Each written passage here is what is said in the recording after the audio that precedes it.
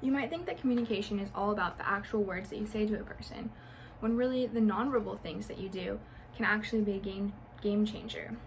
Your words can say one thing while your voice and body tell a completely other. Today we're going to look at some nonverbal habits that you might have, as well as the unintended messages that they could convey, and how to potentially reduce the risk of these misunderstandings. We'll talk about the different types of nonverbal behaviors, how these nonverbal behaviors can interact with verbal ones, as well as how these can both affect relationships. So there are a lot of different types of nonverbal behaviors. We're going to identify three main ones that you might do. One major one is kinesics, which are defined by the textbook as body position and body motions, including those of the face.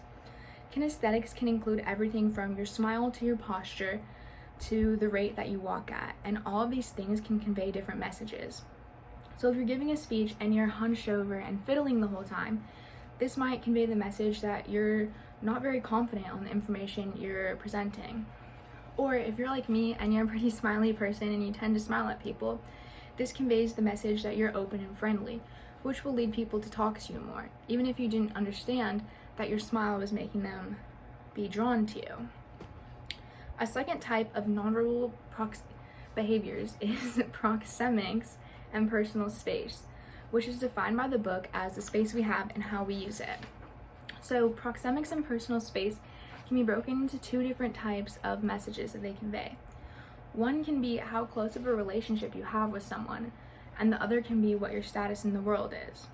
Space can convey your relationship status with someone, because the closer you are with someone, the closer you'll physically get to them, meaning that you're going to be more inclined to sit near or hang out close to someone that you've known for a long time or you're comfortable with.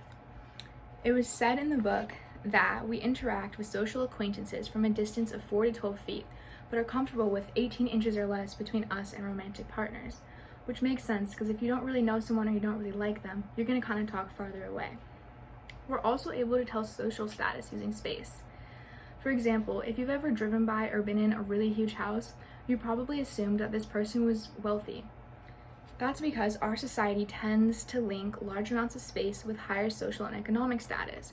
So having a lot of land or a big house gives the message that you have a lot of money. A third nonverbal behavior is silence. Even though silence seems a little weird because you literally do nothing, it can communicate powerful messages. The messages communicated by silence can be endless because it is such a non-specific behavior.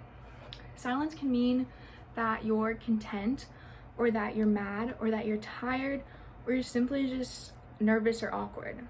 Silence is a really common type of nonverbal communication because it's so easy to do, but it also leads to the most miscommunications since there are so many interpretations of it. These many types of nonverbal behaviors can interact with your verbal ones as well. Nonverbal behaviors interact with the verbal ones by either adding on to them or contradicting them. So, the nonverbal behaviors can add on to your verbal ones when the nonverbal thing clarifies or exemplifies your actual words. For example, when someone asks you a question and you answer yes and also nod your head, that gives the person a visual and verbal response. Another example would be if you're giving directions and you point the person where to go while telling them, that's also combining them together. Nonverbal behaviors can exemplify it too, because if you raise your voice when you're saying an important word, or clap your hands when you're telling someone good job, this is combining the two. On the other hand, they can also contradict your nonverbal things, because, for instance, if someone gives you a gift and you don't really like it, but you don't want to hurt that person's feelings, you're going to say you love it, but your tone might not agree with that. It can also be seen when someone says yes or no to something, but they nod their head the opposite answer. So now that you know some types of nonverbal behaviors, as well as how they can coincide with your actual verbal behaviors, let's look at how this can affect a relationship. So, nonverbal communication can be powerful in expressing relationship level meanings.